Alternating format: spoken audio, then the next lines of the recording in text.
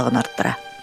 57 елны безнең милләт сәнгате Мәскәүгә декада барга тиеш. Хәзерләнә иде.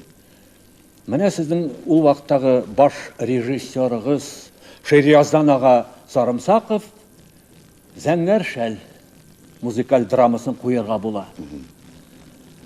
Шул музыкаль драмага мине Булат ролен уйнарга чакыра. Ни өчен?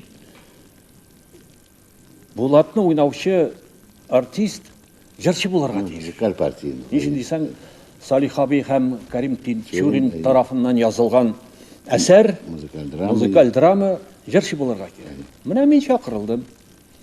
Инде хәзер бу минем Зәңгәр шәлдә уйнавым миңа бик зур мәктәп булды киләчәккә, минем киләчәгемә.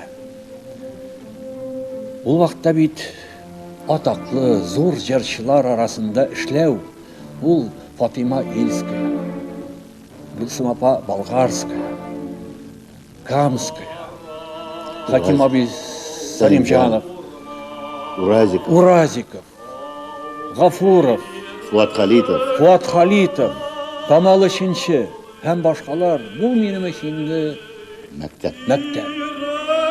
Йөздем инде мин анда. Аннан бик күп алып кайттым инде үземә. Үземнең театрыма.